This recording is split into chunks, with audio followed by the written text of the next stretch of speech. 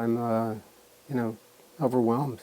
But I also I won a big award and a couple of minor things, and I'm trying to just keep in mind that this is just a blip, in my life.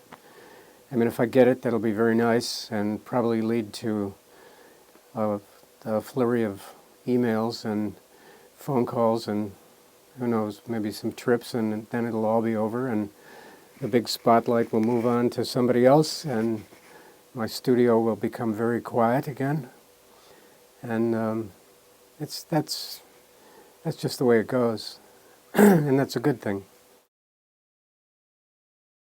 I do not believe that it was miscategorized. I think it was categorized exactly where it should be. I didn't think of categories when I was writing the book. I knew that I was stepping out of the children's world, but I never thought that I was stepping completely into the adult world because the book is about a teenager, for example. It really, the principal ages are 6 and 14 of the main character. And when the controversy started, I began having second thoughts and wondering, did I put some things in there that, teenagers couldn't handle? I didn't think so. I mean, they see so much now, and things are talked about so openly in young adult literature. I actually thought that I was being rather modest in my book with the things that I left out.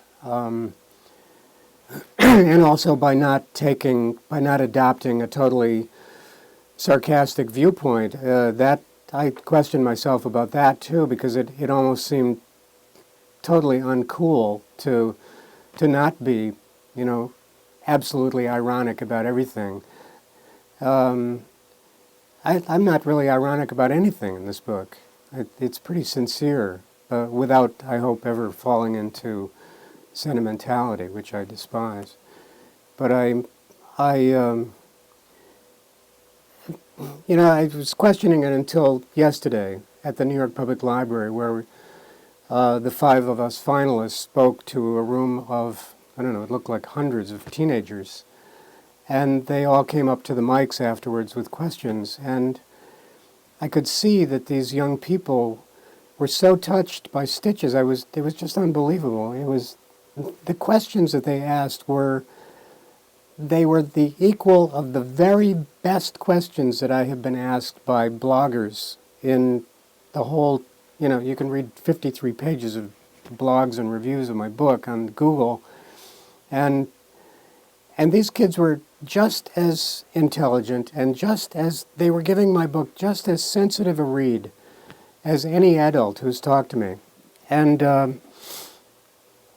I was really touched by that. And as one of the teachers said to me, who came up to the table afterwards, everybody feels, especially at this age, they feel the kind of isolation that's talked about in Stitches. They feel that kind of loneliness. And, the book is really, it's not about, it is not about being an abused child in the sense of the kind of abuse that attracts our attention in newspapers all the time. Kids getting their limbs broken and being thrown downstairs or out of second-floor windows. None of that happened to me. I was abused, but it was all psychological.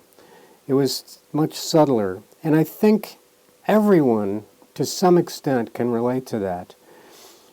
And I think, above all, why this is a book for teenagers is that teenagers, part of the teenage angst, part of the angstiness of being a teenager, and part of the rebellion is that this sense that they're not being told everything about the adult world, that there's a deep hypocrisy out there that they are desperate to know about.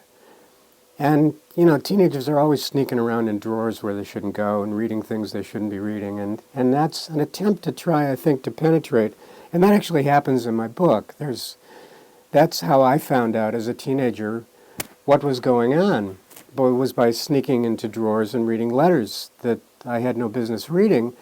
This is how I found out that I had had cancer, that everybody, my whole family, thought that I was going to die, and nobody had told me about it. And my reaction at the time was the reaction that I had been taught by my own family to give, which was to clam up, to not respond, to hold it inside. And then when I started, like a teenager will, to act out, and in pretty bad ways, running away from school and threatening suicide and needing to see a shrink and so on, that's when the truth began to come out. And of course what I discovered on my own was that, that I'd had cancer, but then I found out later that it was my dad who had given it to me in his practice as a radiologist, and that was just the tip of the iceberg in terms of mixed metaphors, family skeletons. That was the least of the ones that came tumbling out of the closet, one after another at that point. So I think this is something that kids really, really can relate to, and I don't see it miscategorized at all, and I'm very happy to be in that category.